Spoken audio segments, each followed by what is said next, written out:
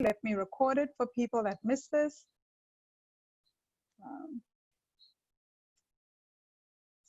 Start now. Okay, fantastic. So this should just be super easy.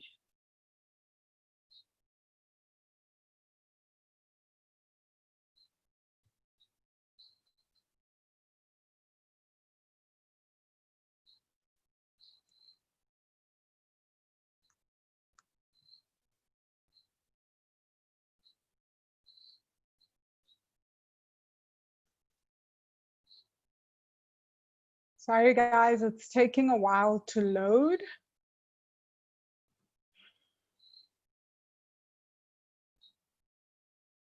I don't know why. Usually this is so fast. There we go. Ken.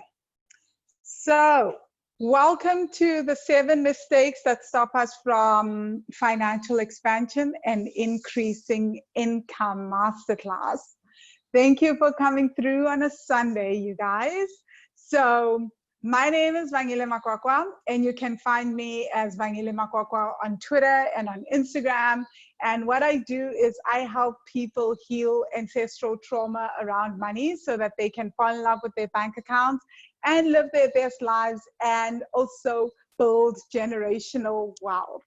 Guys, I have to just pause for 5 seconds because this is me, right? So like my slideshow has never been so great. Like my PowerPoint has never been so great because of Sophia, who is my graphics and social media manager, and she does all the branding. So I'm just like, wow. Okay, Nizo told me that the last PowerPoint was not up to scratch. So I had to give it over to Sophia. So this is what you see today. I'm very excited about that. So before we start, please mute your phone. Close if you're watching from your phone, right? And then close your other tabs and just get rid of any distractions for now.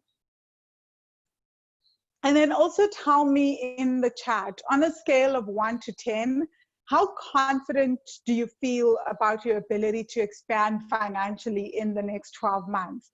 And yes, I am very aware that it's COVID times and it's, and for some people, it's feeling like, oh my gosh, I can't even do anything in terms of business. I'm really stuck. So if you're feeling, whatever you're feeling right now, just put it down. We'll chat about it after the class, right? So during the Q&A of the class. So I want to start by saying that financial freedom is 3-pronged, right? It includes income, which is why I'm talking about it today, because most times we talk about debt and we talk about savings, and the implication that we often have in our society is that, well, if you make, it doesn't matter how much you make, because as long as you make money, if you're self-disciplined or fiscally disciplined, then you'll be able to get out of debt and you'll be able to save more, which we know is not always true, right? Like, income is very, very important, and being able to create passive income, which is the 3rd leg, right, is being able to create passive income is important for times such as this, right? Like during COVID, where for most people, if you've been relying on a job and suddenly you get a 20% income cut, or they let you go, or they cut down your hours, that impacts your income. But if we've got a passive income, and which means that it's income that we are not actively working for, that we make this money whether or not we are employed, right? So a great example of passive income is real estate or property investing, right? Or the other thing is dividend paying shares, right? So if you've got shares that pay you dividends, or if you've invested in government bonds and they pay you an interest every 6 months or every year, then you've got, then you make an income from that. It's not money that you actively work towards, but it's money that is coming in regardless of what you're doing. Right? So not all investments are created equal in that way. So you have to be aware, because for some people, Maybe you're investing in unit trusts or endowments or retirement annuities, and those investments will take years before you get anything back from them, right? So even on an annual basis, you probably will not get you won't get anything from, not you probably won't, you won't get anything from your retirement annuity if you're South African until you get to 55, right? So just being aware of that.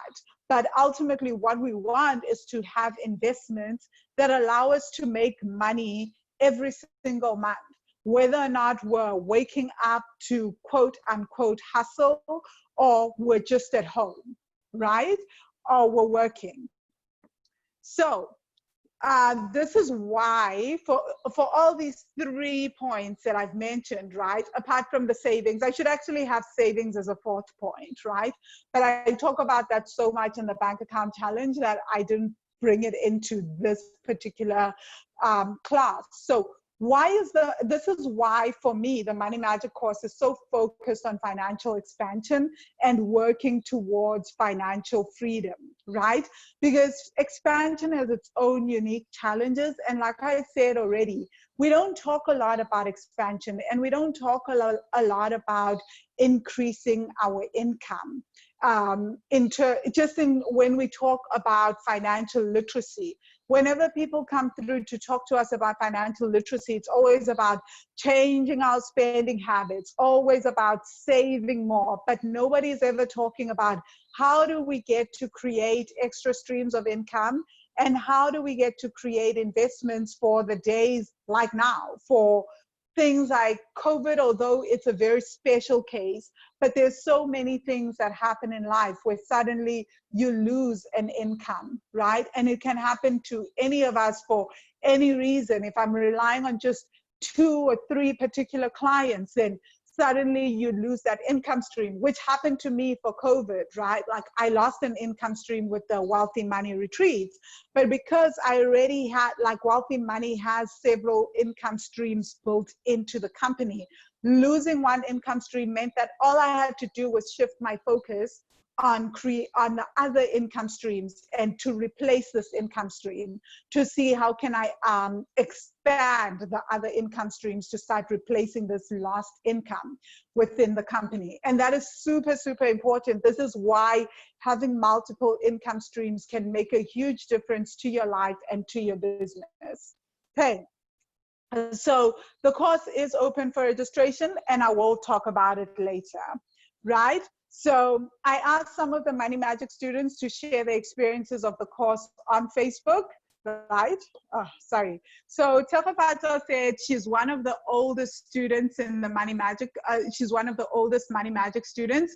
She joined the course way before the many meditations that are now part of the course. And she says, I must say though, I only started seeing shifts once I did the meditations and shared in the group. This is the best thing I have ever spent money on. A gift that keeps on giving. I have no consumer debt. I have gotten 2 promotions, and money problems are a thing of the past. Saying all this without feeling guilty or some type of way is also a gain from the course. It took time, lots of crying, a whole lot of inner work to get here, but it is totally worth it. And then Tony said it's literations, as we say in the Money Magic group.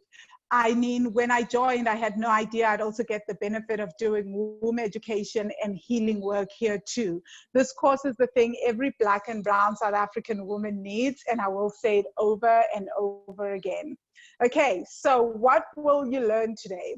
So we'll be talking about the 7 mistakes that stop us from increasing income and expanding. And so we have that twice, and then I'll talk about the Money Magic course and the Q&A. But before we dig in, if you guys don't know my story, I'd love to share it again with you quickly so you know how I got here and started teaching all of this awesome stuff, right? So actually my story does not start in 2010, but let's just start it there for just for context, right? So in 2010, I graduated, actually, was it 2010 or 2009? Okay, so 2009, I actually think. But in 2010, I was straight out of business school. But this is me graduating at the Simmons School of Management in 2009 with my MBA, thinking this is going to be the most amazing thing that ever happened to me. My life is going to be great. I'm going to walk out of this with a master's, and not just a master's, but an MBA. And my life is going to be transformed. Everything's going to be great, right? That was my thinking. But in the background, I also had $60,000 in debt. I hadn't yet actually gotten to $60,000 at that point.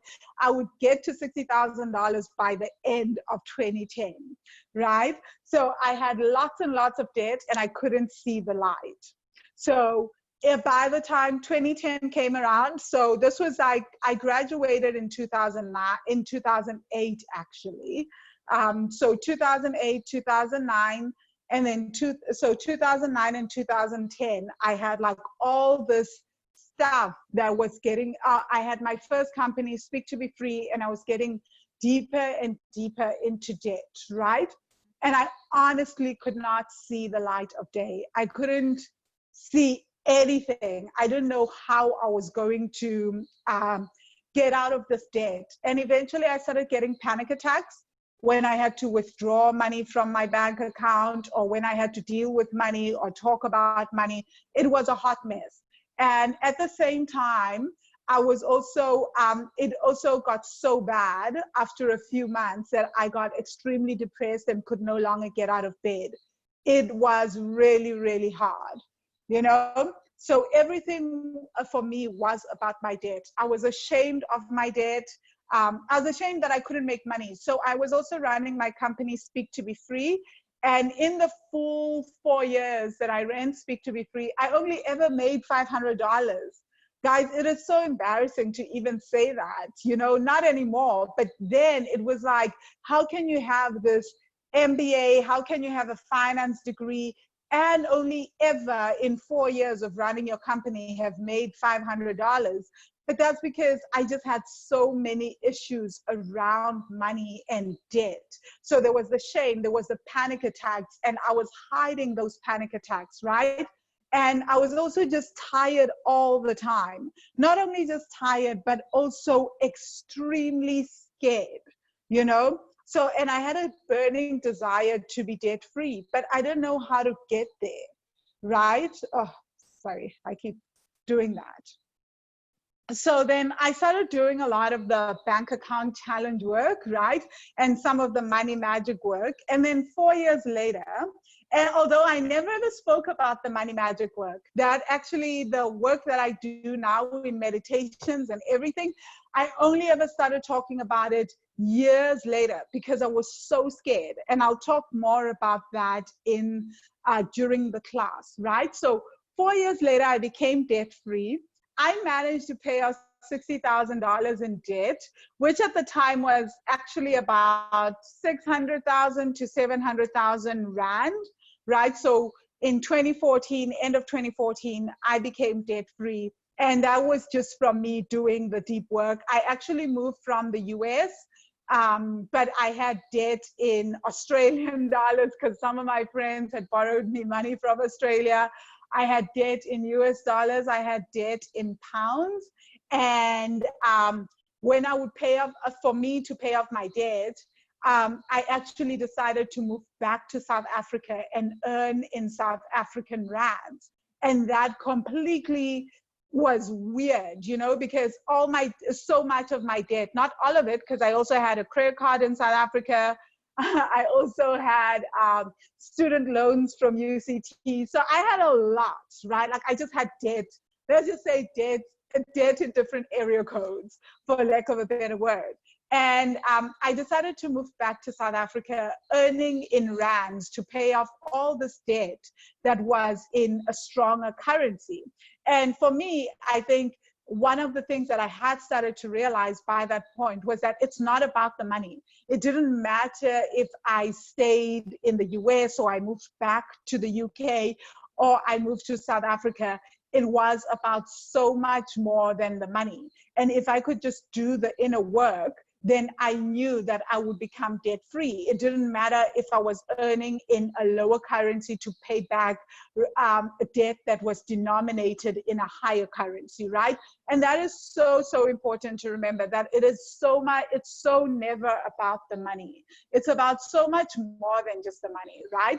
So in the process of all this, this is how I ended up writing and publishing Heart, Mind, and Money, right? Because at the time, my focus, if you read Heart, Mind, and Money, it's really geared more, not so much towards financial expansion, but towards financial management. And these are two very different fields.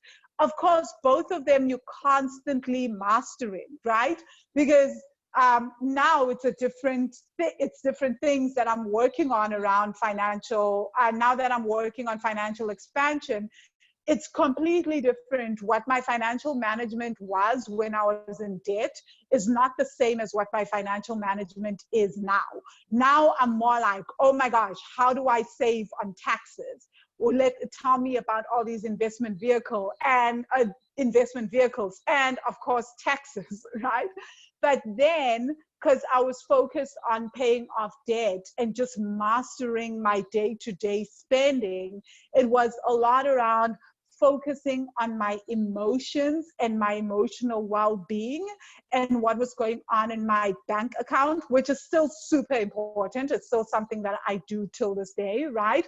But it was not so much for the same reasons now, right? It was about, how do I master my spending? How do I change my spending habits without feeling frustrated, without feeling upset, etc.? And a lot of that had to do with understanding my emotional intelligence around money, and then how do I save, right? At least getting into the habit of saving. So that's what Heart, Mind, and Money is focused on, right? The book.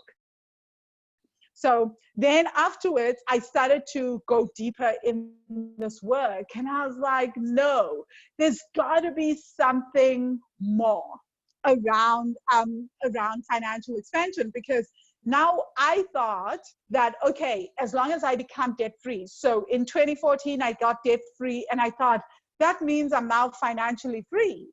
And ta-da, I was not, right? Spoiler alert. I learned that I still needed to work for money.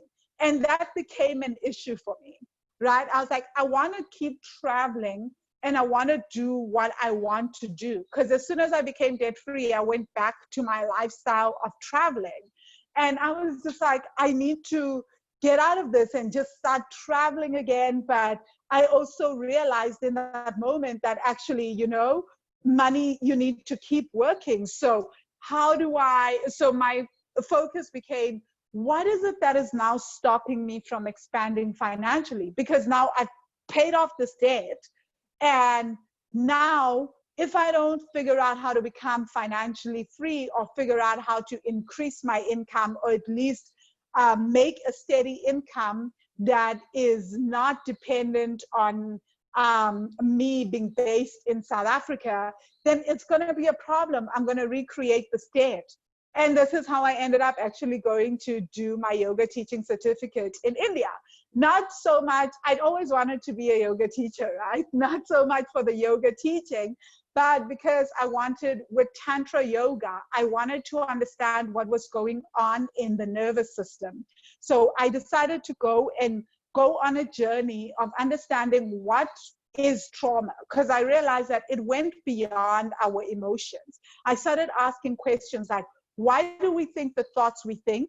Why do we feel the emotions that we feel, right? And what came up for me was that there's a lot around trauma and trauma in the nervous system. So how do we unlock this trauma that we've stored within the body and within the nervous system?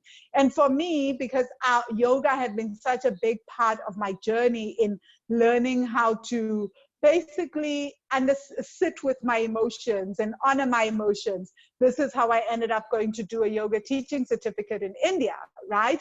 Which started helping me understand more about the body and the nervous system and how we process trauma the more that I went into the body. So I started going more deeply into somatic healing, which is body healing that incorporates the body, right?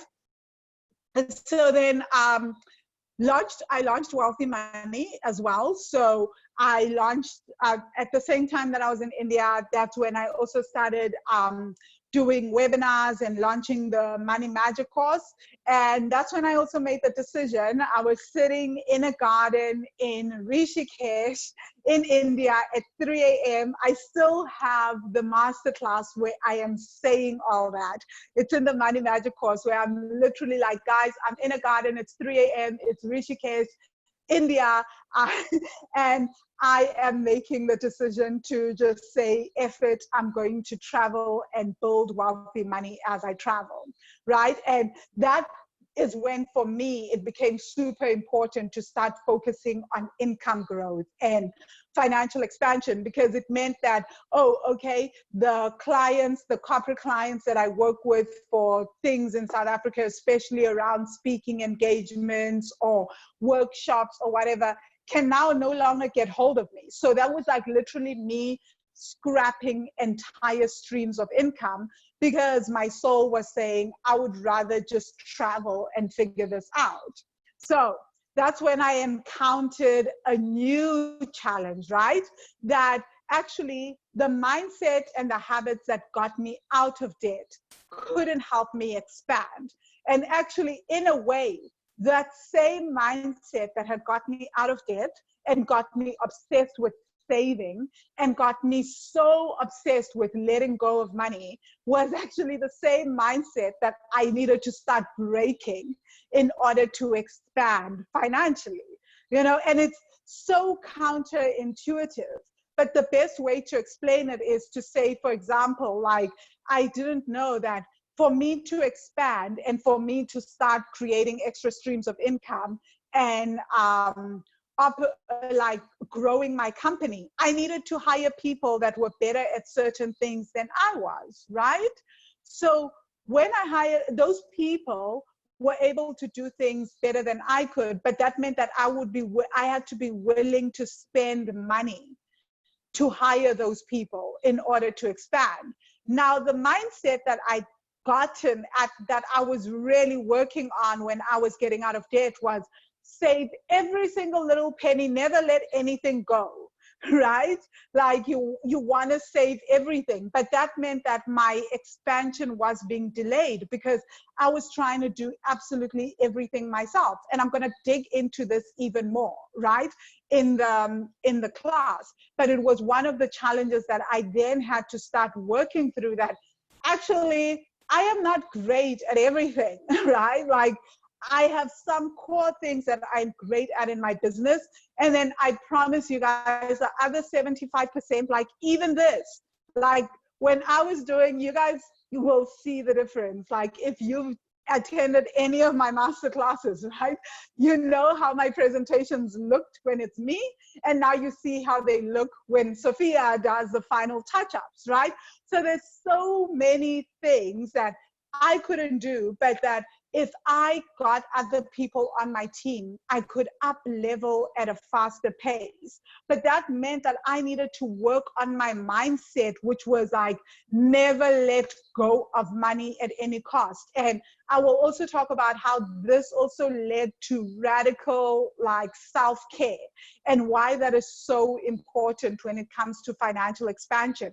And also led to me having to invest in like coaches and trainings and things that I didn't know, right? So the truth was, I just didn't know what I didn't know. I'd never run an online business before, right? And no, I lie. I had run Speak to Be Free, which was online, but I'd never run an online business that had coaching and courses and retreats. So I didn't know what I didn't know, right? And also, not only that, but I'd also never traveled and built a business before. I had traveled, but I had never traveled and built a business at the same time, right? So I honestly didn't know what I just didn't know, right? I didn't know anything. So there was a lot of support that I needed. There was a team that I needed to build. And there was also personal emotional support that I needed for myself, right? So things that I didn't know were how to grow an income consistently, how to travel without debt. Because remember, when I started traveling, I was just traveling and racking up debt, and I had credit cards and everything. And now I had no credit cards, still don't have a credit card, right? So I was like, how do you do that? I had overdraft at that point. I don't have an overdraft facility now, right? And then there's like extras. And then I also didn't know how do you create extra streams of income. I'd never done that before, you know? So back in debt. I basically working on understanding my money trauma deeply, right? I started like, when I started off, when I was in debt, I went in and tried to understand my emotions and how to deal with my panic attacks and my depression. So I worked on my emotional intelligence then. This time around, I was like, okay, let's go deeper, because clearly I've done the emotional intelligence, so there must be another layer. So let's work on money trauma, right? So then I started focusing on the practical aspects of money and on healing ancestral money trauma, right? So, and I focused on doing this holistically. So physically, mentally, emotionally, spiritually. And this is literally how the Money Magic course was born, right? It's how this course came to be, because I realized that for expansion to happen, I couldn't just focus on just my emotional well-being, right? There was also so many spiritual elements to this. And at the same time, there was the practical stuff, which were the practical worksheets that I had to work on, right? So it's not just about how we feel about money, but rather why we feel the way we feel about money, especially having money and making money, and just how that keeps us in the loop, right? So when I started doing this work, that's when I was able to start creating multiple income streams within Wealthy Money, right? And that includes international retreats. So the first Wealthy Money retreat was in April 2018 in Thailand. So that is us. And then I had 2 more retreats in 2019 in Sri Lanka. Well, I had 3 retreats in 2019, but I had 2 in Sri Lanka, so in April. And then in September, I had another retreat. I up-leveled and got the students to come through to a retreat in Thailand that included 5-hour massages every single day in Thailand, because I'm always working on figuring out how do we unlock trauma in the body. So I found a space in Chiang Mai that understands trauma and how to start unlocking trauma that is stored physically using massages. So for me, I've spent, and also the thing that I feel like I'm most proud of, apart from all that stuff, is that I've been able to stay out of debt, right? I've spent the last 6 years traveling debt-free without a credit card, and from an income that Wealthy Money, my company, pays me, you know? So that for me has been so powerful. It's that almost everything that is happening for me is because my own company is paying me an income, and that's been consistent for 6 years, right? So for me, that's been incredible, because I've never in my adult life, this is the first time in 6 years where I don't worry about debt, where my entire debit orders are not revolving around, where my entire life is not revolving around debit orders and things just coming off every single month. And that's been big, you know, like I celebrate that. I still do, because it was so intense. So here are some of the countries that I went to in 2019, right? So I was in India, Sri Lanka, Thailand, Cambodia, Vietnam. I went to South Africa, Morocco. That's how I met Sophia in Casablanca. She was doing a cooking class in Casablanca, and I took the cooking class. And then the United Arab Emirates, so the UAE. Okay, and of course you guys know, I hope you know, that in 2019, also another thing that I'm super, super happy and proud of is that Mizo and I launched the Property Magicians podcast, and Wealthy Money is able to pay the expenses of the podcast, right? Because the podcast has graphics that have to be done. There's an assistant that does all the scheduling and the posting of the podcast, and there's also a sound engineer that edits all those, everything to do with the podcast. So those are things that I don't have the skills for, right? So this goes back to this goes back to that mindset of having to shift that mindset of, I need to hold on to every single penny in order to expand, that somehow that leads to expansion, and having to think very differently around money and building a team that is able to support me. Right, so that is us, Mizo and I, for the Property Magicians podcast. So what is another thing? I've got so many things that students say, so I'm just going to pepper them through this class, right? So one student said, hi Vangile, I've been thinking about this for the past few days. The Creating Money Magic course is the one-stop shop healing program we all need. I've done so many forms of healing workshops, treatments, meditation processes since I was 19. This course goes deep and wide, and it touches all aspects of our lives in one place. What's even more powerful is that it does so by teaching us to become our own teachers, following our own intuition, listening to our own bodies, and discerning and deciphering the messages for ourselves. So guys, I just want you to spend time just asking yourself this question, right? What would your life look like in 6 months if you worked on your money traumas and your income goals for at least an hour a day, right? So what would your life look like if you did that just for an hour a day and you just focused on your money story and your relationship with money? I promise you it's so transformative. So in the email, I did ask you what keeps you financially stuck and makes expansion difficult for you right now.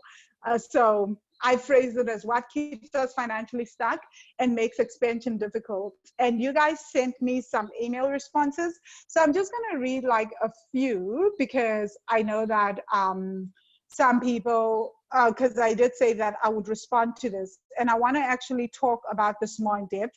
So if you have a pen and paper for the answer that I'm going to give, you may need a pen and paper, because I'm going to give you an actual step-by-step process, and it's going to be super, super practical. This is not going to involve the emotional stuff. But for some people, it may be like super easy to then just, it may cause like some kind of light bulb to come on. So Paul, you said, hi Vangile, my challenge on money is making money, keeping money, and growing money, right? So Paul, in response to this, I will say making money, we're going to talk about some of the mistakes, some of the things that may be keeping you stuck. And I'm going to give a very, like I said, I'm going to give a very practical answer to this. So just write down the steps, and I promise you it may start to like give you some kind of light bulb moment. Of course, like I say, it's never just about the money, right? So even the practical stuff, it's needs to sometimes be married, not sometimes, always be married with the inner work, right? But at least it will give you an idea of something. So as for keeping money, that is pure up like just inner work stuff, right? So that's where you need to really understand what is it within you that's causing you to get rid of money, right? What are some of the traumas? And as for growing money, I feel like our podcast guests on the money, on the Property Magicians podcast are so awesome at that. So listening to the podcast is also great. I mean, we talk about this in the money magic course, but the podcast is also just so great, right? Nosipo, you say, hi Van, I trust you well. My biggest challenge is procrastination and always not being sure of trusting myself that my ideas or plans will materialize. I have money invested. Example, I invested in a property fund and I'll be getting dividends next year. and I have another investment in shares, but I want another income stream that will generate cash for me.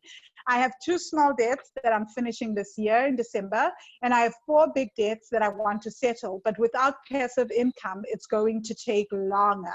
Hence, I need some guidance or direction to help me start an income stream that will give that extra cash. Okay, so Nosipho, I think that my answer may help a little. But what I will say, guys, is that the way that the Money Magic course works, it's like, as I read out in what one of the students was saying, is that it is guiding you to become your own teacher and your own coach in a way, you know? So you will figure out what you need to do. I couldn't possibly give you a new income stream, right?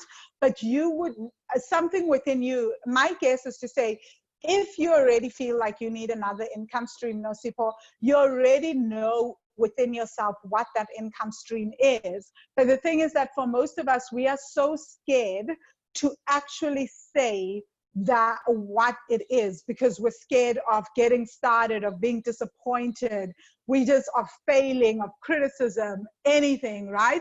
So it's just about giving yourself that permission to just know, to just state it out loud to yourself, right? And then, and guys, feel free to post in the comments, right? Whatever is coming up for you. So if you have more questions for me, please post in the comments. And then the last, I mean, I've got tons more emails, but I'm not going to spend tons of time answering them because I think they all kind of have a similar basis. So Lorato, you say, biggest challenge with money right now is deciding to spend on a few comforts once versus saving the money or paying off credit card debt.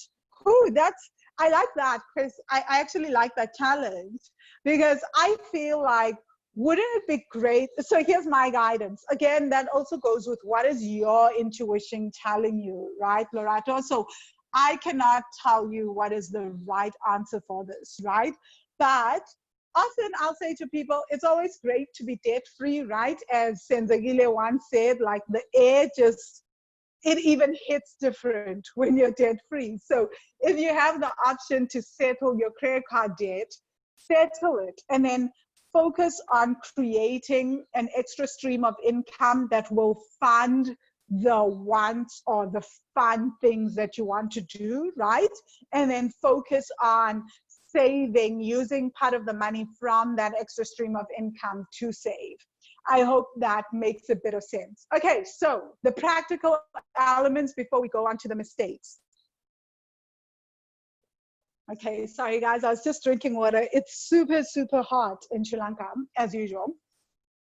So, practical aspects of creating extra streams of income or just creating your first stream of income. First things first is, if this is your first, let's talk about your first income stream. Let's assume that maybe you have a job and then you've got a side hustle, but you are always falling short every month, right? So the first thing is to decide how much do you fall short by every month. You will need to know your full expenses, right? So how much do you fall short by every month? If you're just an entrepreneur and your full income is coming from your business, cool. Then your first thing is to understand, what are all your business expenses? What are your personal expenses, right? So separate the business expenses, separate your personal expenses. So start by listing all your personal expenses, and please don't make anything too, how do I say it? Like, don't underestimate anything. Yeah, that's the right word. So just take down the steps, guys. You don't have to worry about doing this now, right? So separate business and personal, write down all the business expenses, write down all your personal expenses. Look at your personal expenses and then decide how much salary, and then, add also your savings. How much do you want to save every month? How much do you want to invest every month? And then add an extra 10% for emergencies, and then an extra 10% for fun, right? So fun is super important, okay? And then add add everything up and you may get your salary, right? If it feels too low for you for a salary, increase it, make it the salary that you really want, right? Just don't make it less, because these are clearly your monthly expenses, right? So you want to be able to pay them off, and make sure that your expenses include your debt repayments, etc. Now take your salary and put it as a line item in your business expenses as well, right? So now you've got your full expenses for your business, and then calculate everything. Add an extra 20% for emergencies, or we don't, like the Money Magic students have told me not to use emergencies, and we have this in the group. So it's not emergencies, but I don't know, contingencies. We have something else. I don't know what we call it. I've forgotten, right? I know that we call it some other line item, but in essence, it's in case something happens in the business, or you see an incredible course or training or something that you need to sign up for, then you use that money, right? So those are the business savings. So put aside that 20% in the business. Now you've got the bare minimum. Again, this is not your full income that your business needs to make, but this is the bare minimum that your business needs to make every single month for you to be comfortable, for you not to stress and freak out. So that is the bare minimum amount, right? Now you're going to go to all the products and services that you offer within your business, right? And then you're going to ask, you're going to look and ask yourself, what other, how much do I need to sell? Or how many clients do I need to serve every single month in order to make this bare minimum income, right? So, example, if your bare minimum income in your business is, say, 50,000 Rand per month that your business needs to make, and you are selling, let's see, dresses for 10,000 Rand, let's say you sell wedding dresses or something, you know, or evening dresses, right? For 10,000 Rand a dress. And so you now know that you need 5 clients every single month to buy your dresses in order for you to create that income every month, right? So if you sell cakes, if you sell toys, if you sell whatever, average out whatever. If you have different product lines and they all like, one is 100 Rand, one is this, you know, so in US dollars, that's like $5,000. I'm just dividing it by 10, right? Like, you want to make $5,000 a month, you sell evening dresses for like $1,000, you still need 5 dresses that you're going to sell at like $5,000, right? Every single month. Then that becomes your focus in your business, right? It's like, this is my intention. This is the bare minimum that I want every month. And that becomes the thing that you're working towards. 5 dresses or more, right? We don't just want 5 dresses. Ultimately, you want more, but your bare minimum is 5. So you work on making those sales. And then it becomes about, how do I create a strategy that allows me to get to those 5 clients, or to get a client to order 5 dresses all at once? Then that's the time when you start deciding, oh, I'm going to sell via Facebook, or I'm going to sell via Twitter, Instagram, or I'm going to put my adverts in magazines, newspapers, I'm going to go on TV, I'm going to do fashion shows, whatever, right? There is no, and this is so, so important to understand. You choose the strategy that resonates with you. The strategy that matches the resources that you have. So how many so if I say I'm going to use Facebook to sell, do I have enough money for Wi-Fi? Do I have a cell phone or a laptop? Do I know how to write? Am I comfortable with live videos or whatever I've chosen? Do I have great photographs of the dresses, etc.? So you choose the strategy that marries your personality, so important, right? And B, also marries your entire resources. So what do your resources match the strategy? Because there's nothing as painful as choosing a strategy that is so far out in terms of resources for you, and and your resources also include skills. So it doesn't make sense if I'm like, oh my God, my strategy is going to be posting everything on Pinterest and Instagram and doing graphics. Guys, I suck at graphics, right? So my strategy could not possibly be that. My strategy had to include, oh, I'm going to hire a social media / graphics person because I love social media. I feel like it works with my personality, but there is a skill that I lack. And I really, really want to try out this Instagram thing. And unfortunately, Instagram includes graphics. So I need a graphics person, right? If not, if that couldn't work, then I would have just been like, okay, I'll just choose a different strategy, right? So your strategy needs to be practical and also utilize the resources that you've got. You'll be able to get started so much faster, right? So that is it. And then you figure out who your clients are, where are they? Oh, and the other thing is that your strategy also needs to marry your clients' habits, right? So it makes no sense if I'm like, oh yeah, I'm just gonna be on this platform and then all my clients are never on that platform, you know? So I'm talking to, imagine I'm on a golfing website and all the people on that website just wanna know about golf, but I'm talking about personal finance. It makes absolutely no sense for me to be on that platform because it's the wrong market, right? It's the wrong people. So that's the thing. And then you just keep tweaking every month, right? You keep working with the numbers, you keep working with the figures, you keep seeing what works, what doesn't work.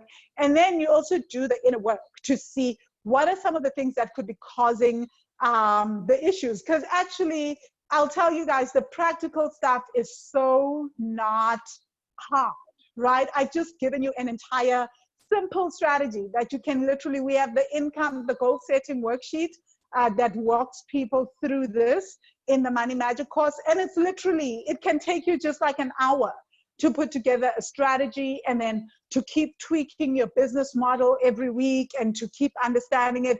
But the things that trip us up are literally the inner stuff. The things that we don't know, literally, right? So let's talk about those things which cause us to make the mistakes that we're making when it comes to increasing income and expanding. So the first mistake is thinking that it's just about the money. So I made this mistake for years, right? Because I mean, hello, I'm a finance graduate, plus I have an MBA. So obviously my entire thinking was, it was just about the money. Why else would I go study those things? Because I wanted to learn about the money aspect, right? Whereas really the truth is that two people can have the same upbringing and strategy for income and expansion. I can have the same upbringing and have the same strategy for income and expansion and have wildly different results.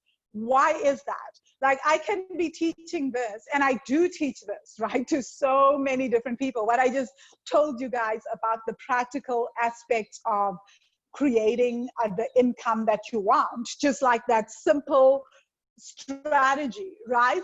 I teach that to so many different people, and yet the same people in the same industry, I can tell them, right, the same thing, and they will have wildly different results, and even one will take forever to start, the other will start in another 2 weeks. Why is that? And I actually have an example of this. Like, I have one private client who is doing something in the food industry, and I have one student that I told a similar business plan around food and her food business.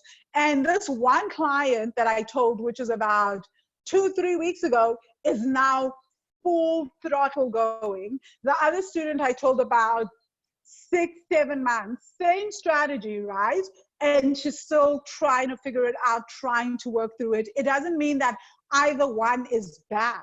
right? They have very different traumas around money, right? So to be fair, the one client, my private client, her money trauma is completely different. Her trauma isn't related to expansion. It's a whole different kind of trauma that affects her money in a different way. So for her, getting started, launching businesses, growing them, expanding them income wise is a breeze, right? She is so fast, right? So it's like a whole different thing. And ironically, it's not even a mirror image. It's that what she is great at is what one of the students needs to be great at, and what she is bad at is what one of the money magic students is really great at, And I was just like, wow, this is so interesting. So it's because we have such different we have a different outlook, right? We have different traumas that affect us in different ways and affect our ability to make money in different ways.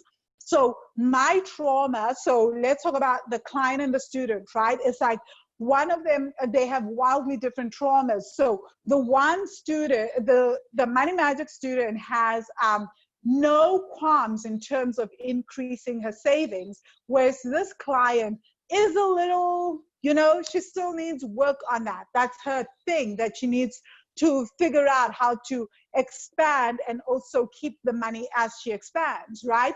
So super, super powerful. Two different, same industry, and I've told them both a similar strategy, but different outcomes so far. But as they both heal the traumas in whatever section of their finances it's showing up in, they'll be able to start really expanding radically in different ways, right?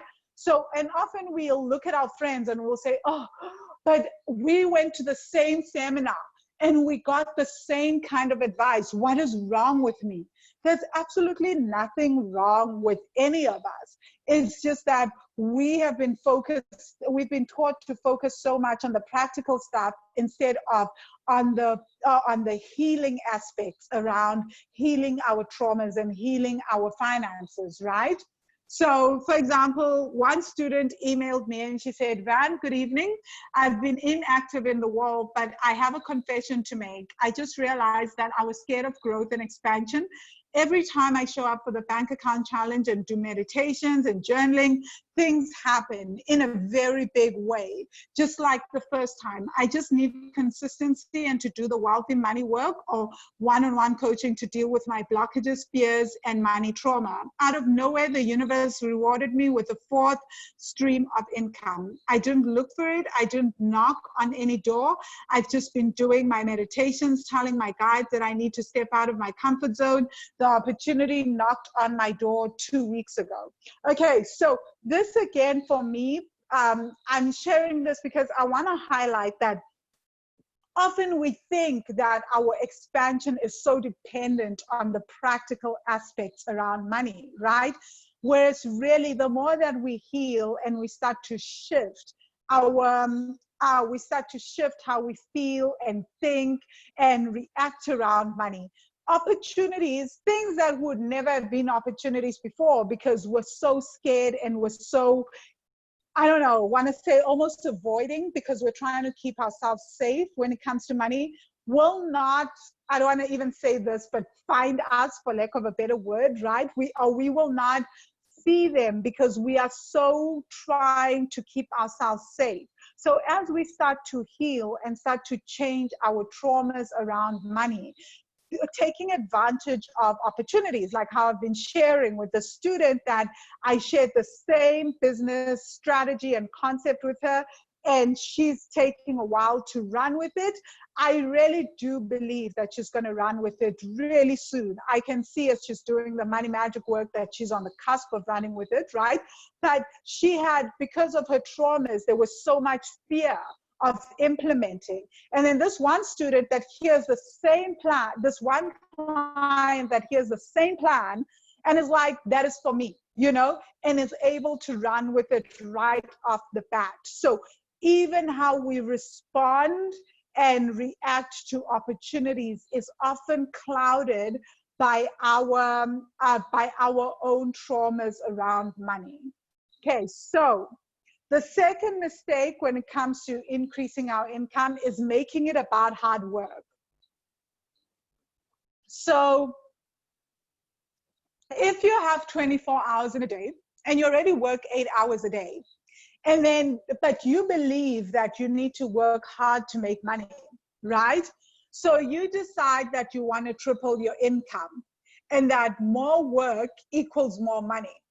Most of us will automatically link like more work. If I want to triple my income, then that means that I need to work triple amount of hours in a day to make the triple amount of income, right?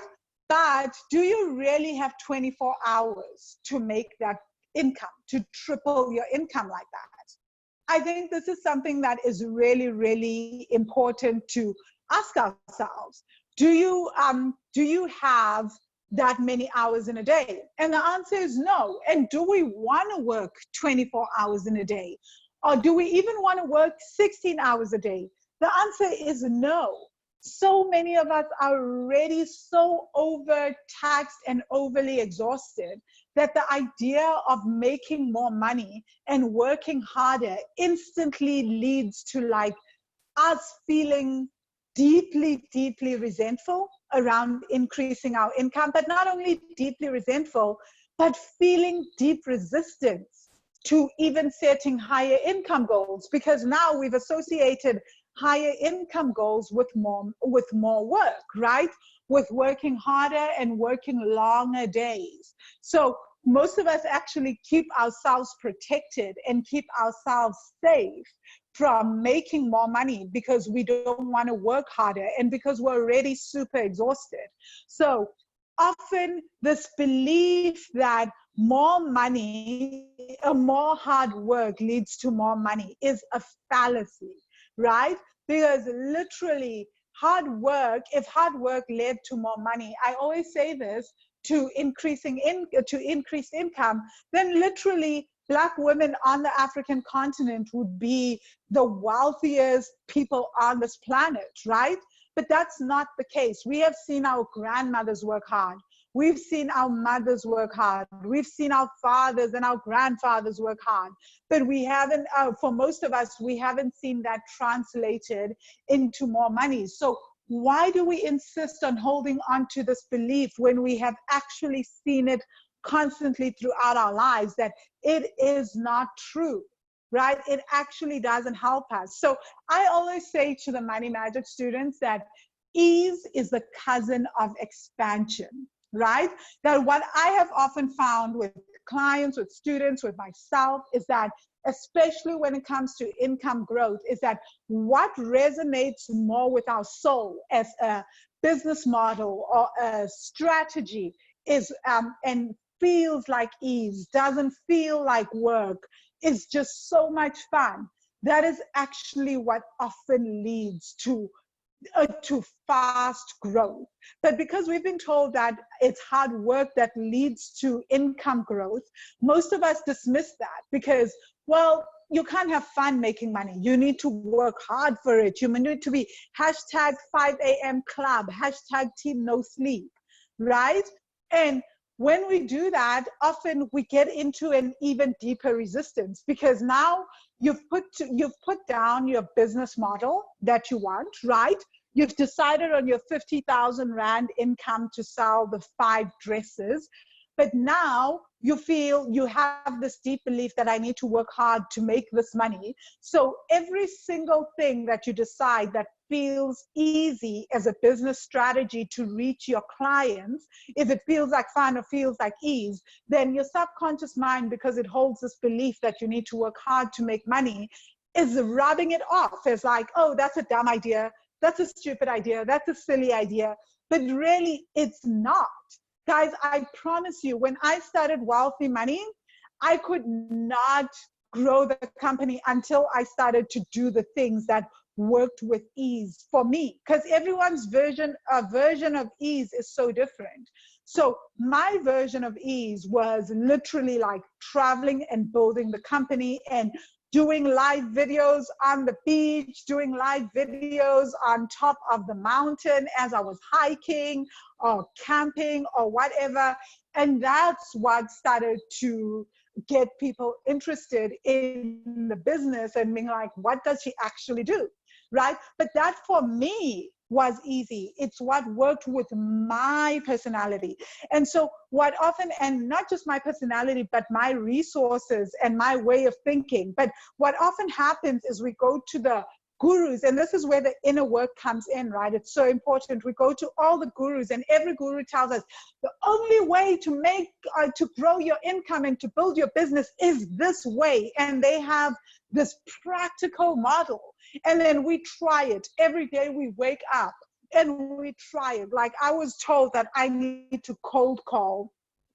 There was a time in my life when I was in real estate and I was training real estate agents, and I would teach them to cold call, and I'd have to demonstrate this cold calling thing. This was years and years ago, right? Before Wealthy Money. So then I demonstrate this cold calling thing, and I hated cold calling with every fiber of my being, right? And I also had people who then also hated cold calling, right? And trust me, what I saw was that every time they did the cold calling, they did all those things, nothing worked because it was not actually working with them and who they are. I mean, granted, I'm sure with years and years of practice, they could have gotten better, and they probably did. Maybe some of them did. And then they like worked hard at it, right? And then they became masters at it. But what I'm saying is that for every single goal that we have, there is something that is unique to us that we can use and implement to help us reach that goal, and it will feel like ease. There's someone here who's listening to this and is like, I love cold calling. I have a friend who loves cold calling, right? Like cold calling anyone for her business is like her thing.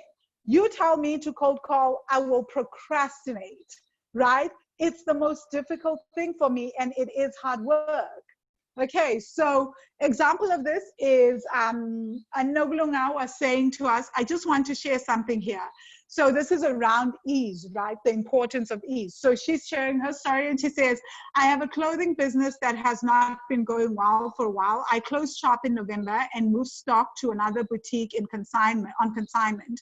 The numbers have been so bad that I decided to fetch the remainder of the stock and just take a break. January was the worst, but I can see that part of my values from day three's worksheet is entrepreneurship, and somehow I just can't let this fully let this business go regardless of the numbers. To the people who have done this before, has this happened to any of you? Since the start of the challenge, my stock has suddenly started selling so much that the ladies are sending me messages. I've just switched my data back on after a 2-hour consultation with the patient, and another message from the shop that just came through. Hi, Sissy, we've just sold 5 dresses and a bag this morning. What's happening here, right? So a lot of it is, what is happening here is listening to what is your way of working, right? What works for you? But so many of us have been told that there's only one way to grow our income and to expand financially, and there isn't, right?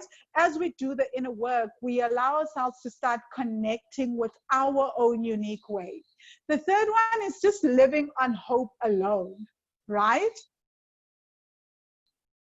So we just affirm, we visualize, we pray, but we don't take action, right?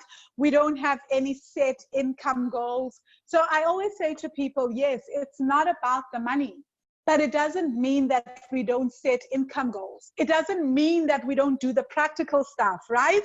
So if I am asking the universe for, say, the universe, I want more money, how much more do I really want? Can I just say, because if I know how much I want, I can say, oh, universe, I want 50,000 or more this month, or 200,000 or more this month, right? So we don't do the practical stuff around our income. So we don't have strategy. We don't have a goal. We want money, but we don't know what we're selling or what we're going to do, what services we're going to offer to make this money. How do we consistently then create income if we don't know any of these things? So this is where I see people doing what my friend Evelyn calls panic manifestation, right? Is that, oh my gosh, I want more money, so I'm just gonna quickly affirm, visualize, work with the universe, and just be like, oh my God, I wanna manifest 20,000 Rand this month, or $2,000 this month, or I'm going to manifest like 100,000 Rand or $10,000 this month. But it's panic manifestation, right? There is no actual systems in place. Guys, if we are going to create extra streams of income and create multiple streams of income, there are operations, right? And we want to do this consistently. We need to be able to operate. We need to have an operation strategy. We need a marketing strategy, a business strategy. We need a business model, something, you know. We need to have some kind of at least roadmap as to how we're going to get from point A to point B, right? And this is the practical work. We can't not do the practical work, right? We need to be willing to work on our income goals. So Sis Pumla says, the truth is I've gone through this lockdown with peace, right? So Sis Pumla is like in the process of creating her extra streams of income. And she was like saying, the first 3 weeks I didn't work, even though my work falls under essential services. I'm a kick-ass acupuncturist. I have ordered and paid for tons of Chinese herbs that I'm still working for that extra income stream we talk about. I have paid more than half towards the Wealthy Money Retreat and an income in an internship in an acupuncture clinic. I work 3 times a week during lockdown and I'm not stressing. It gives me time to study further, right? So again, this comes back to how many, if you know your income stream and you know how many clients you need to take to make your income for the month, then you can also set how many hours you get to work every month or every week to make that income, right? So this is where the practical stuff comes in. The fourth mistake that I see people making, again, it's a very practical mistake. It's not being present with money. You know, so if money was a lover and you only spend time with that lover for 5 minutes a day, would they love you? And would you still be in a relationship with that lover? So most of us want to make more money, but we're not even willing to spend time with our bank accounts to figure out what our personal expenses are, and we're not willing to sit down with our business accounts and figure out the business expenses, right? So we are not wanting to be present with money, but we expect that money must show up for us. And money is also not just a physical thing, right? It's also energetic. So if my energy is one of repelling money, then through my actions, because our actions also, I guess, send a message out to the universe or to our subconscious that this really matters to me or this really doesn't matter to me. So every single month, you can't even be 5 minutes with your bank account or with money. So obviously, why should money show up for you when you have shown that money is not a priority in your life, right? If this was a lover and you didn't even bother spending 5 minutes a day to check in with this lover, even if it's just a hello, how are you, right? Which for us is looking at our bank statement, right? Or doing spirit of money work or whatever. But if you're not checking in with that lover, why would they still be in a relationship with you when you can go months or even 3 months without checking in? Why should there be any shift in terms of money, in terms of just like your spirit of money wanting to show up and be in your bank account, right? So often we have to be present with our finances.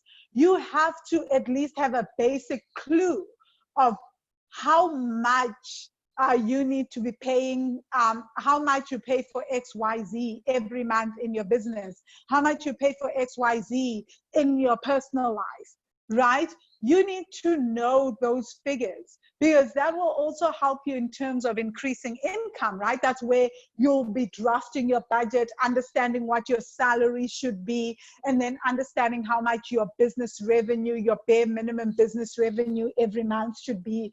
That is super important. And you have to do this at least once a week, if not once a week.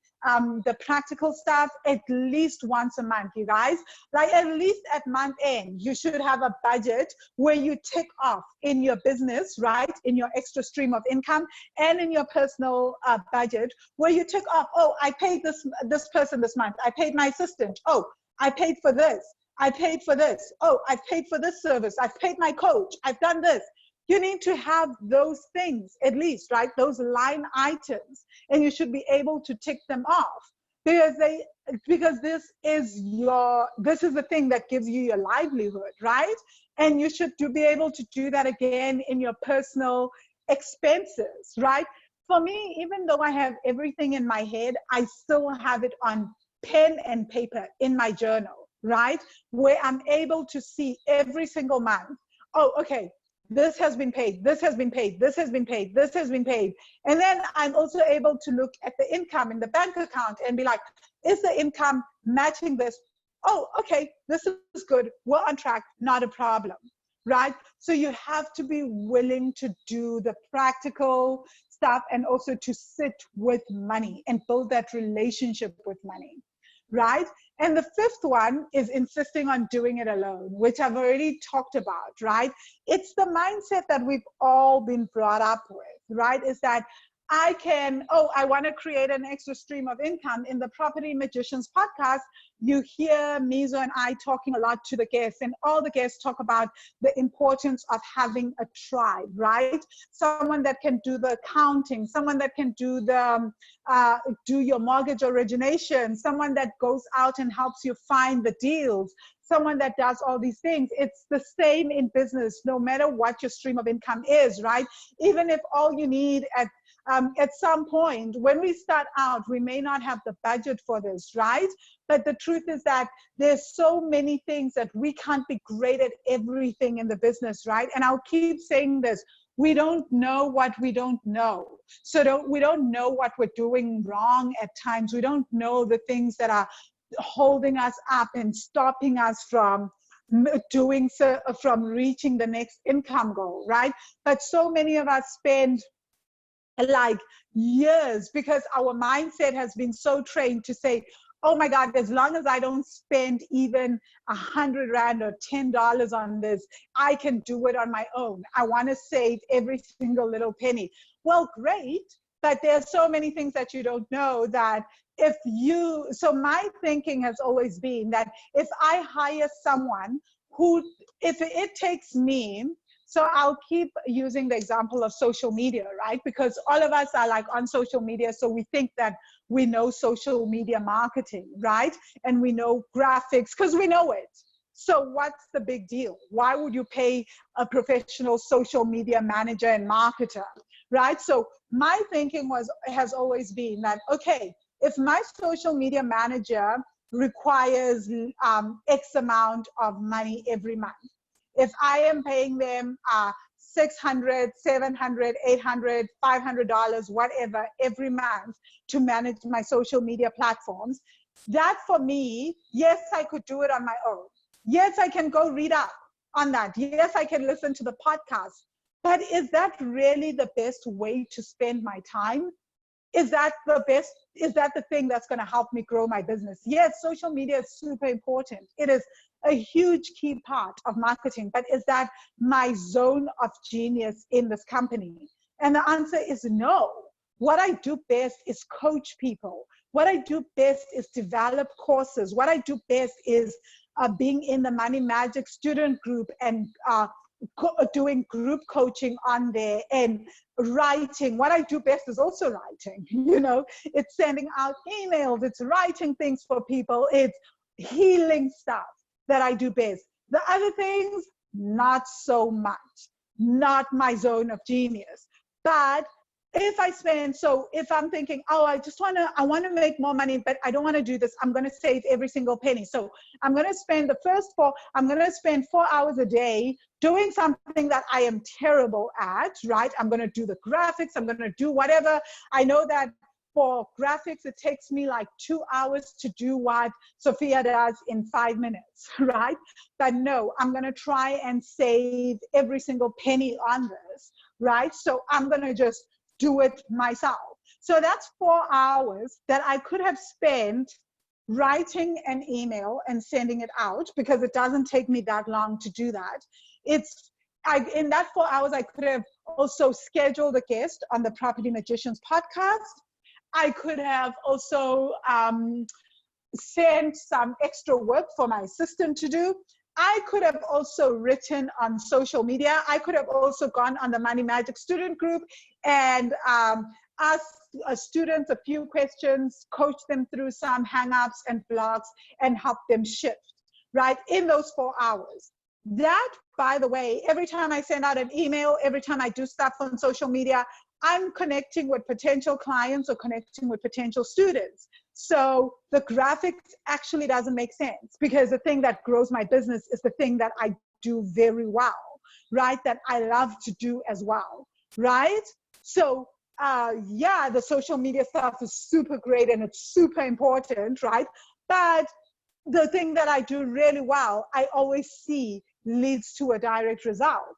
But what often happens is that we've been taught that we need to do it all alone to save very little. But in truth is that what I pay for my social media manager or my assistant or any of that, when I do my work and do what I do really well and let them do whatever they do really well within the company, be it branding, because I also have a branding strategist, all that, whenever they get to do all that, that means that I now have free time to go out and get more students into the course, more students sign up for stuff, to get clients, to get other things, which directly leads to an increase in income in my business, right? Which incidentally is what allows me to then pay all these other people and all these other expenses. So it actually, this thing that we've been taught that, oh my gosh, it's terrible to spend money,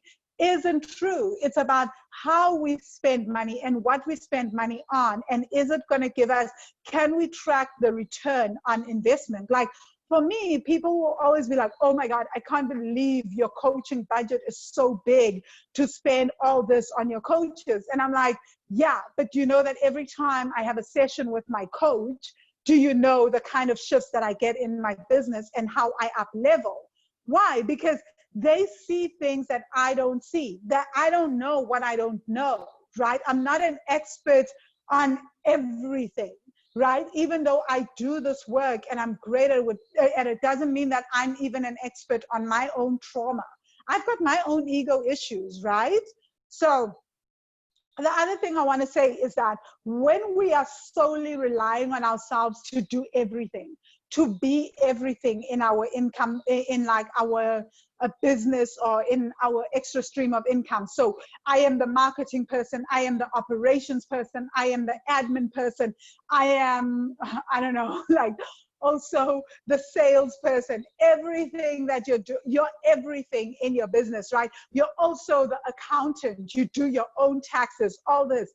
You're going to get tired, and there's an actual term for it. You guys can go Google it. It's called decision-making fatigue, and it's a term in behavioral economics that they found that the more decisions we need to make, especially when it comes to money, the more effective decisions we make around money. So the more money decisions I have to make, the worse the decisions I make around money. And that's simply because my brain gets exhausted. Or I should actually say our brains, because this is a study, right? So our brains just get tired. So ultimately, we want to have less work and be in our zone of genius because decision making fatigue. So if I'm writing a newsletter, if I've already spent 4 hours trying to design my own graphics, and then I go and I write a newsletter and I am super tired, the way that my brain is so tired, I am not as effective in the one thing that I am great at, which is writing. And well, I'm one of the things that I'm great at, right? So, which is writing. And then like what I do write isn't actually as effective as it would have been if I was relaxed and calm. And this is where self-care also comes into place, right? Is that we don't want to be doing absolutely everything because we also want to look after ourselves and take care of ourselves. Because the more that we take care of ourselves and the more relaxed we are, the less fatigued the brain is, right? And the better the decisions we make. There are whole studies, you guys, that show that the more relaxed and calm we are, the more creative we are, and the better the decisions we make, the better our life decisions, you know? So this is what we all want to strive towards. And that's also why I am not pro hard work, right? Like working like hashtag team no sleep type of work, because that doesn't make sense. It actually leads to a lot of missed opportunities. So Zandile says, I signed up for the Money Magic course in 2017 after I've been on the bigger one, the free one, for about a year. She's talking about the free group, right? So, and she said she was too broke to afford the Money Magic course. That's what I thought anyway. The first bit of magic was somehow being able to pay for the course. Once I signed up, money showed up and it has never stopped. My 10-year-old daughter is convinced that we are rich now. Okay. So the sixth thing is, so I think for Zandile, why I'm sharing that is also just that whole thing that having a tribe is similar to like, gosh, it's almost a tribe of people where you can debrief around your money feeling stuck or your money traumas or anything, is literally like, hey, here, I don't have to do the work all myself. There are other people who know more, who can share in this. So I don't have to spend 8 hours in my head when there are a tribe of people that can help me quickly move through things. And I think that's where a lot of people benefit. They see the up level. And I always say that to students that come to the course brand new. I say, use the course, use everyone else at your disposal, because that is also not you being in your head, because this is the difference between you putting it down in a tribe and getting people to support you, and you completely being in your head for 2 weeks around the same thing. Whereas in an hour, the whole problem that you think is a problem can be solved and solutions can be found, right? So this is the power of not even trying to do the money journey on your own. At least that's been for me, what I've seen, right? So number 6 is we're focused on saving and not expansion. I've talked so ad nauseum about that. I'm not gonna go too deep. So we've just been taught to focus on saving, to never take any risk. And we've been taught that once money goes out, it never comes in, right? For some reason, most of us believe that, right? That like, as soon as money comes out, it won't come back in. So we stress so much about letting money go, right? Whereas really there is a mindset that we need to go through, right? So the real question we should be asking ourselves is, how can I replace this money that is going out? How do I make more money, right? So if we feel like we have too little money, the real thing that what most of us do is we go, I am just going to save and never spend, and I'm going to cut down on all the luxuries of life. Oh, I love going out to restaurants. Cut that out, not going out to restaurants. I love traveling. Okay, that needs to go. No more traveling for me. Oh, I really need a new pair of shoes. I only have one good pair. Oh, I won't get a new pair of shoes. You know, so we've been taught to shrink so much, and then we embrace this shrinking philosophy. Whereas really, it's not that there isn't that we have to shrink. We can also choose to expand, right? We can choose to get more. So yes, I need a new pair of shoes. Maybe the real question should be, how can I increase my income so that I can get a new pair of shoes? Because I need a new pair of shoes. I need to have, I want to be able to afford ice cream every so often. Well, soya ice cream for me, right? Like, I want to be able to get my weekly tubs of soya ice cream. Then what most of us do is we go, oh, let me scrap that. That's a luxury I don't need. But I'm like, but your body wants it, right? It's a form of pleasure. And then we wonder why, even with our budgets, we get so frustrated with money. We don't want to talk about money. When anyone asks us for money, we scream, we shout. It's because we've associated money with this torture chamber, right? This thing that that constantly requires us to never enjoy ourselves and to never have any type of pleasure, right? So this is from one of my coaching clients, and for her thing was that she believed that to make money, she needed to work 7 days a week, and that horrified me. So after working with her, she's managed to more than 10 times her income by working 2 hours a day. And she takes weekends off now. She has Saturday and Sunday off, and she works 2 hours a day. I'm not even joking with you guys, right? So she says, I love you so much, Van. Besides the transformation I've experienced since we started working on all things worth and deservingness, I can't ever express how all the shares of my work that you do have actually opened gates for new clients. Like, how do you, like, you have literally given me money. Do you get that? P.S. I don't love you for all that you do, but I love you because I love you. So yeah, super sweet.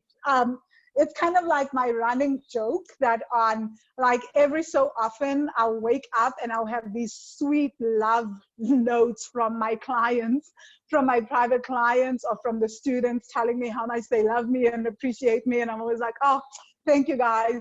So the 7th mistake that we make is impatience, right? Is that we want to see results today, right? If we start a new stream of income, success must come tomorrow or next month, right? Like, when we start the inner work, we need to see the results next month, right? Or 2 months from now, or whatever. But like, the truth is that if we give ourselves time. I always say to everyone that I work with, although for most people they see the results sooner, I say, please give yourself 6 months of consistently doing the inner work around money, connecting with your finances, working on your business model and the strategy and the goal setting worksheet, the income goal setting worksheet, because that, as you start to continue growing and you start doing more and more work on your strategy, this month, if it's my first time, let's say, using Instagram, and I'm like, oh, Instagram marketing is what I'm going to do, then I do that. The first month, I'm still learning, right? The second month, I'm also probably still learning. By the third month, I start to see what posts do well, what time do I need to be posting, when are people most active, what are the topics that get people excited? So I start to tweak that, right? And not only that, but what are the topics that get me excited? Because honest to goodness, I'm not worried about other people, right? It's also, what is it that sparks me? What is it that I like to do? What is my strategy? Or better yet, what are the type of clients that I like to work with?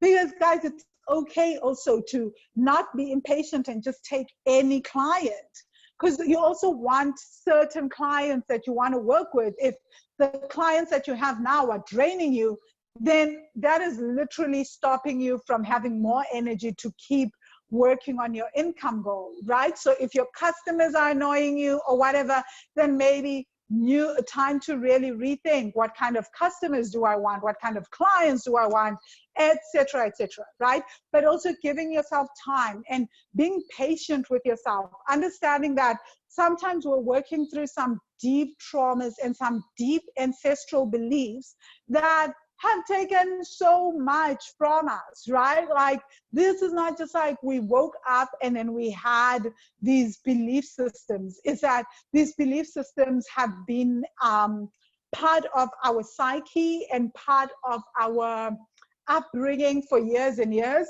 So in a month or two, we may not necessarily see the big shift. But if we keep doing the work, we keep showing up, we keep being consistent, something has to give, right?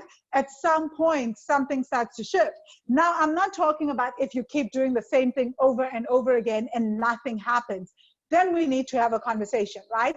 But if you're doing something and you see, oh, my income goal was, say, 50,000 Rand a month, and I've never even made 10,000 or 20,000 before in a month. Then I'm doing this, but now suddenly I'm making 10,000, I'm making 20,000. Okay, there is something happening. But if you're doing something for, say, 2 months, 3 months, and you feel like no shift, zero shift, savings not improving, debt not being paid off, nothing, then okay, you need, like, something needs to be talked about, right? You are not even seeing an increase in income. Problems, right? We need to have this conversation and talk about what's going on. But in terms of the impatience that I'm talking about, so that's not the impatience I'm talking about, right? The impatience I'm talking about is that you see the growth. There is a shift, right? So you keep doing it. You keep doing the work because, wow, income increased by 10% last month. Oh my gosh, there is something here. Something is happening. Okay, keep going. I don't lose sight of the goal. Just because I increased my income by 10% to, say, maybe I was at, I don't know, let's say I went from 0 rands to maybe 5,000 Rand or something, or $500. Just because I went there and it's not the $5,000 or the 50,000 Rand that I want, I started at 0, right? So there is a sort of shift. So now I need to see what is it that caused this increase. You know, so now I need to go back and replicate those results and maybe even do double the results or whatever, you know, see what is it that works, what doesn't work until I get to my desired income goal, right? So we are consistent in the work, consistent in our actions. So that's super important because so many of us give up because we are so impatient. We're just like, I just saw this little shift, but now someone else is telling me, oh my God, they were able to double their income goal. I just went by 10%, but you've never had 10% results before. Let's celebrate that and let's look at what is going on in that 10% results. How did you get it, right? So one of the students said, perfect, done already.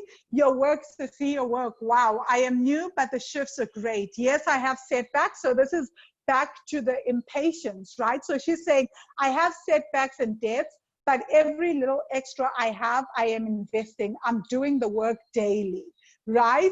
So, and this is so important. So I say to her, I'm so excited for you, Sissy. This is the way we change and grow. I'm really hoping your new stream of income comes alive soon. And then she says, yep, me too. So we don't, once we see the shifts, we continue, we become consistent. We don't let impatience stop us from going after our goals, right? So guys, share in the comments and the chat section. How are you feeling? Is this making any sense? Is it resonating? And let me know, right? I'll answer everyone's questions and insights. I have like a few minutes set aside for that soon. I'm just gonna tell you guys now about the Money Magic course because I did say that it was open for registration, and you've been hearing all these students share their breakthroughs and insights, etc. Sorry, drinking more water. So I just want you guys to remember that nothing I've shared with you today is theory or ideas. And these are all things that me and my clients and the Money Magic students have done to increase income, right? So some of these mistakes are mistakes that I had to rectify. Still am constantly working on that, right? Because I have to constantly be present with money, right? I have to constantly look at my business model. I have to constantly look at my bank accounts. All these things are not things that I just do once off. They're things that I do all the time. I don't do it all alone. It's not like now I'm like, oh my God, I'm a master. I do this on my own. No, I'm constantly in the Money Magic student group. I'm also a student of the work, right? I am constantly with my coaches.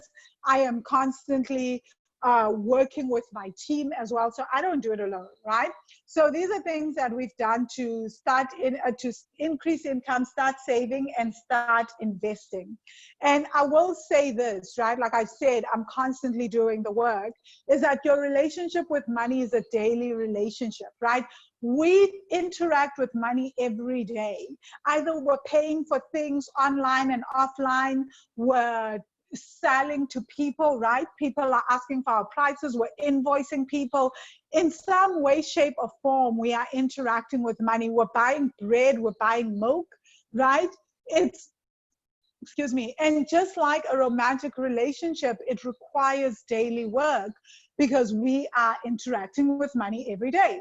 So we don't expect to stay healthy after hearing about the gym or go, oh, sorry, I've got hiccups. Luckily, I have water next to me. Okay, so we don't expect to stay healthy after hearing about the gym or going to gym for 5 days. We know that we need to keep at it every day to see real results, right? We know, like, I don't expect to go to the gym for 5 days and then come back and be like, oh my God, look at me, just like incredible, I am now healthy, and that's it. That's it for me in gym, right? Or I eat a salad once and then I'm just like, oh my God, that was great. You know, I have my fruit and vegetables for the rest of my life, and that's that, right? We know that it's a relationship. You need to do this all the time, all day, every single day, or every 3 or 4 times a week or something. You know, you go to gym and you need to eat healthy at least most of the time, right? But we somehow think that with money, it has to be different, even though we interact with money every day. We're triggered about money in some way, shape, or form every day, right? We use money every day and we interact with it every day. So our relationship with money doesn't change with one class or from reading one article. We have to actively work on it every day, just like in a romantic relationship or with our health, right? So this is why I created the Money Magic course and gave it lifetime access. So the course opened for enrollment today, August 2nd, and it will close on August 22nd. I'm having a 3-week enrollment because I think that I'll only open up the course once more this year in 2020. So I'm opening it up now for a long period of time, and I may open it up once more in 2020, and then the next time I open it up is in 2021, and I'm moving towards opening the course just twice a year. So I'm experimenting and toying around with the idea of just opening it up twice a year next year in 2021. So here's what most students had to say about the course. So one student said, in this pandemic times, right, she said, we just got told today by our CEO that we're getting an increase, and told Bay about ... and he's extremely excited and was going to think of alias names for me. So my response was, whoa, you're getting an increase in this climate? That is amazing. And then Maxi said, hello, Van, the Money Magic course continues to bring money magic in my life. I'm glad our paths crossed. Had somebody been telling me these stories, I wouldn't believe them. I don't think that people actually fully believe them. So it's okay. Saturday, the people who took my services for training, those who agreed to pay me twice what I've charged, requested a lunch meeting to rework the program. I went. Guess what? Today, they've amended the contract and included half a day for the 90-minute meeting we had yesterday. I'm shaking. Well, yeah, shaking is normal because expansion has its own unique dramas. So the course is a holistic approach to financial expansion with ease, right? So the focus, like I said, is that we do the inner work. We even do a lot of, which is the emotional, spiritual, and mindset work. But we also do the practical work. Like you guys have heard me talk about the goal setting worksheet. We've just spoken about setting a budget. We also have debt repayment plans. We have worksheets just for debt, right? So we do a lot of the practical stuff. It is important. Money is an earthly thing, which is very, very physical, but most of us have made it either or. We've made it, oh, practical or mindset or energetic, but it's really everything, right? And I think what makes the course really incredible is the various modes of study, right? We've got videos, so if you learn through watching, you can read, you can write. If journaling is your thing, you can listen. I prefer people do all three, right? Not all three in one day, but maybe one week you do this and another week you do that. So you explore all the different modalities. I mean, eventually the students know which ones are the magical ones, right? So, and the other thing is you also work with your body. You experience things for yourself. So at this point, it's not just 42 plus guided meditations. It's more like 60 plus, right? Because I also do live guided meditations. There's 22 modules actually, and 30 plus bonus classes, worksheets, budget spreadsheets, over 45 hours. Like I think it's actually over 100 hours of video and audio training. And of course, you've got the incredible secret Facebook tribe with the wealthy ones. So what the course really helps you with, right, is it helps you turn financial blocks into benefits. It does so much more than that. That's why I created the Money Magic series. So if you guys haven't watched that, definitely check it out, right? So you turn financial blocks into benefits, helps you increase your streams of income and savings, and to set bold money goals and go after them. And I think the great thing is go after them with a tribe, and you'll finally have a money tribe to cheer you on. For me, what I think makes this course so revolutionary is the student group, right? It's a secret group. You can try to search it on Facebook. It won't pop up, right? Because it's hidden. So on there, only the students can find the group. So you can't even find it and request to join, unless you're a student. So I do case studies with students on their businesses on there. And I should say we do case studies because the entire tribe does these case studies, and there's guided meditations. And I also think the meditations, right? There's a reason why we have so many meditations, because we're focused on healing trauma at the deepest levels. One meditation may do wonders for one student, but it may not for another student. So this is why we have so many different meditations, and because there's so many different elements to trauma. So I'm always trying to figure out which of these elements is the one that, like, if a student does this meditation, they may see a shift faster. And also one thing to say is that every meditation is tied to another meditation. I know many people keep asking me, can you please sell the meditation separately? I can't, you guys. I promise you, I have tried this. I tried this before, and not to sell it, but to give students access to the meditations, to different meditations. I was like, oh yeah, if I give them access to the Spirit of Money, meditations, or the Inner Child meditations, it will be great. People will be able to shift. And what happened was absolute mayhem. People were like triggered, and then they needed the other meditations to help with the other triggers. So the meditations are not just there because I've created them. It's that every meditation leads to another meditation. And then it's the practical aspects. I think the practical aspects really make this revolutionary as well. Is that there are worksheets on increasing income, on budgeting.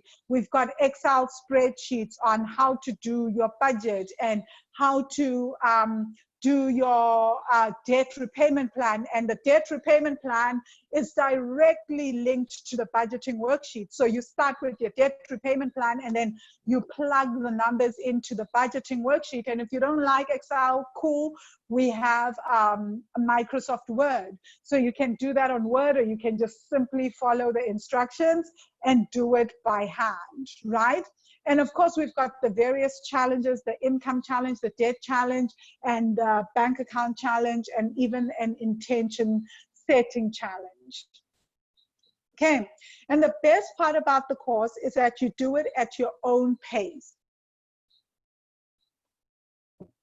Because literally there is, I know most people expect to come into the course and they think you're going to start at lesson 0 and end up at lesson 22. That has never happened, and I promise you it will never happen, right? Because like the course is designed in such a way that it works with trauma. So maybe lesson 8 is dealing with inner child stuff, but really your issues are that you don't feel that you feel like you don't have enough money. You never feel like you have enough money. Then you need to jump to lesson 7. You can't continue with lesson 8, right? And maybe you need to spend a whole month or even 3 months. That sometimes happens on the same lesson, right? So that's why the course, you have lifetime access. You buy now and have access to all new course materials. You don't have to pay extra, and you have a 30-day money back guarantee, right? No, no one has actually ever asked for their money back. So that's been awesome, touch wood, right? So I always have this 30-day money back guarantee because I know how powerful the course is, right? And you guys may have seen like how sometimes I take screenshots of how people are like, actually, I want to pay for this course faster now instead of like doing the full payment plan. So okay, there's no link in the chat, sorry, but if you are watching the replay, you can click on the big yellow button below the video. This will be on the page for the replay, on the replay page, and you can just click the button that says register for the Money Magic course, right? So I'll give you guys the link. It is wealthy-money.com/money magic. Again, wealthy-money.com/money magic, but don't worry about it. You're going to get emails for the next, between now and August 22nd, you're going to get emails every so often reminding you to sign up for the course, and it will give you the link to the course, right? So what's the investment?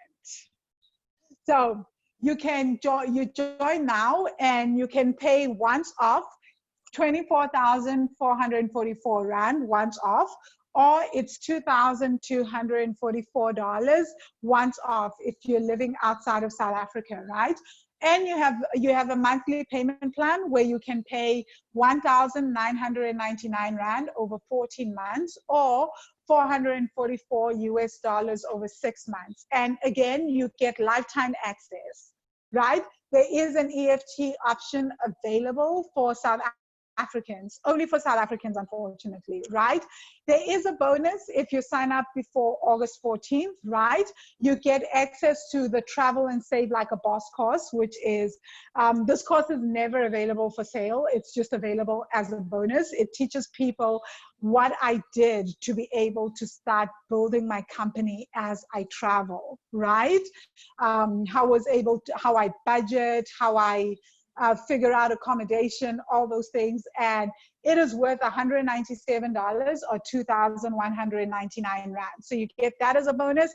And then you also get the the Fall in Love with Your Bank Account challenge, which is actually, I don't know why I wrote 1,333. Sorry guys, it's actually worth 1,999 Rand, right? Or it's now gone up to $177.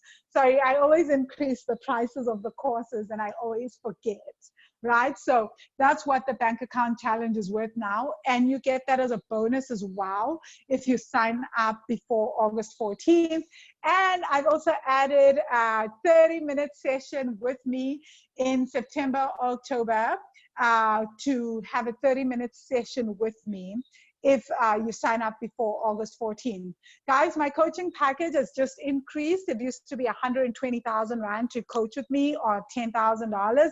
or $12,000, sorry, it is now 150,000 Rand or $15,000 to work with me one-on-one. So I feel like a 30-minute bonus is so worth it, right? So the course is open from August 2nd to August 22nd, but the bonuses all disappear on August 14th, right? So again, sorry, I always forget to do this. I should just stop with this click on link in the chat section, right?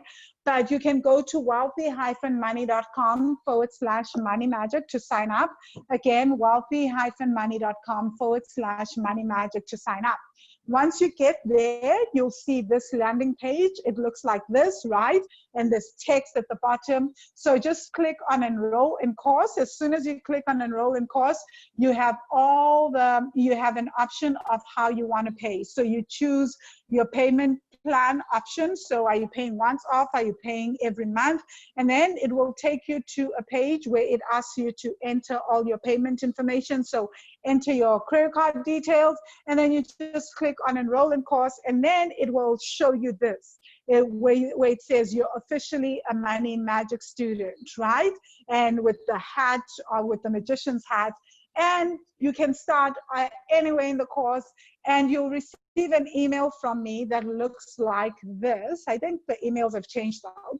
It no longer has that little thing on top, right? So, but you'll receive an email from me basically with the headline, welcome to the Creating Money Magic course. And in that email, you're also going to get instructions on how you get into the student group, right?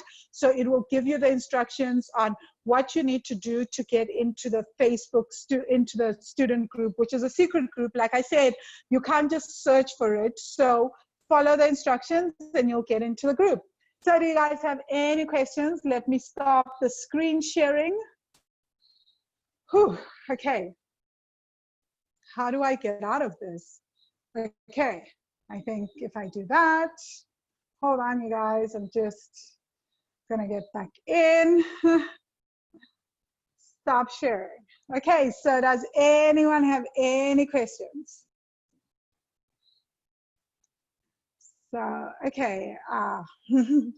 So Nosipa, you said you feel like you are at a 2 when it comes to expanding financially. Antoinette, you said you feel like you are at a 5. Lorato, you feel like your confidence to increase your income is at a 2 out of 10. Ooh, wow. And then Neo, you say, oh, wow, I'm struggling to let go of money. 8 hours already feels like punishment. I think I'm only productive 4 hours or less at work. Yeah, same, hey? And oh my gosh, I hate cold calling. I do too, like it's my nightmare. But oh my gosh, I spent a whole year trying to make it my thing. And Nosipo, you say it is all resonating. And Lorato, you say, do you have a 12-month payment plan for the course? Which one do you recommend more, Bank Account Challenge or the Money Magic course? The Money Magic course is named as the Money Magic course because it is the Money Magic course, right? The Bank Account Challenge will help you change your spending habits and will help you increase your savings. But for everything else, that all happens in the Money Magic course. There's only so much I can teach in 5 days, right? So the Bank Account Challenge is literally a 5-day course, and there's only so much I can teach in 5 days. So John Paul, you say, what if you need a team, but you can't afford to hire them because you'll only generate enough to pay them 2 months after they start? Ooh, that's a good question. Then John Paul, you have to figure out what are the things that you absolutely need to do in your business, right? That would allow you to generate that income even when you don't have a team, right? So is it possible for me to grow my income and still make money even without, say, an assistant or a social media manager? Yeah, it will be difficult, but there are certain things that I will have to focus on fully so that I can start to pay those people, right? So that I can start to hire my social media manager and my assistant so that I can do that. Other things that I can do branding and strategy wise that don't require a branding strategist, for sure. But do I want to do that? Is that my specialty? Heck no, guys. I promise you, there are so many things that I'm just not, that I'm just like, nope, that is just not my speciality. And Jamila, you say, Van, I have paid for the course 2 installments now, but haven't fully committed to starting. I just don't have the time. I feel like I'm missing out. So Jamila, you have to make the time, right? So guys, here's the thing, right? Is that there's nothing that I can do in terms for students, because this is inner work. No one can do our healing work for us, and there's just no shortcuts. We have to make the time. So you have to decide how you're going to do this. Even if you start on, say, 3-4 days, and you say, I'm just going to put aside an hour in the morning or an hour in the evening and commit to that. And the irony of this is that most of us believe that we don't have the time. But the thing is that often we don't have the time because we're not prioritizing the inner work. So what I found, again, this comes back to what I found, is that when I was able to prioritize the work and start doing the work, I was able to start even being able to say, okay, I can hire other people that can help me with this. I don't have to do this, which is what freed up the time for me. And then Nosipo, you say, I guess when you have blockages and can come up with creative ideas that resonate with you, there's definitely inner work that you need to do to open up those blockages. It definitely helps, Nasifa, to do the inner work, right, in that case. So 2 more people. Lorato, you say, how much time does it take daily? An hour? No, like, it takes the time that you put aside, right? I think that this is up to you as well. It's how much time are you willing to dedicate to the work. So sometimes I'm like, okay, I'll take 30 minutes. Other times I'm like, oh my gosh, I'm going through the most. I need like a full 2 hours, right? So that's up to you, right? And I think that's important. But I always say to people, please put aside an hour a day, at least. So at least 5 days a week, right? That's all that you'd want to have, some downtime and some rest time. So you take your 2 weeks off, your 2 days off in a week. That will be up to you. Is it weekends that you don't do this, or are weekends your most quiet time? That's really up to you. And then you say, feeling quite confident of my capability, I sometimes just self-sabotage. So the thing with self-sabotage is it's not just self-sabotage, is that there is a part of us that is trying to keep us safe at all times, right? We call it the saboteur, but really every shadow aspect of us is just trying to protect us from something. So the most important thing is to try to figure out, what is it that our shadows are trying to protect us from, right? So if we can figure that out, it will definitely make a huge difference in terms of our expansion and just in terms of our income growth. Because often we label it as sabotage, but there's a reason why we are sabotaging. And this is why we do the inner work, to try and figure out what that reasoning is, right? Yeah, so I think Antoinette, you did have a question. You say, thank you so much, Vangile. I've been following your work for a while now, have loved the videos where you interview your students. If we sign up for the 14-month payment plan before August 14, will we still be eligible for the 30-minute meeting with you? Yeah, that's the point. So if you sign up before August 14th, you guys can have the 30-minute session. So in the 30-minute session, I really just want to do these sessions because I think when I hear people's money story, I can then say, okay, this is where you should start with the course. This is your thing, right? Like, this is what I would recommend, going to this lesson and then maybe doing these journal prompts every month or like every week. This is where you want to start. So just giving people a starting point, right? So I think that would be very, very beneficial. And I know, Lorato, you were asking about the 12-month payment plan. Yeah, definitely shoot me a message, right? Let's have a conversation and we'll talk about how you can have a 12-month plan versus the 14-month plan. Okay, so guys, if there is nothing else, I'm gonna let you guys go and say goodnight, and I will send through the replay in about an hour or so. So keep a lookout for the replay in your inbox. You'll find the replay to this class in your inbox. So check it out. Let me know if you have any questions via email. Just shoot me an email. You will also receive you'll also receive emails from me every so often reminding you that about the course closing and the bonuses. So thank you so much for showing up on a Sunday. You guys are super, super stars. Namaste. Cheers.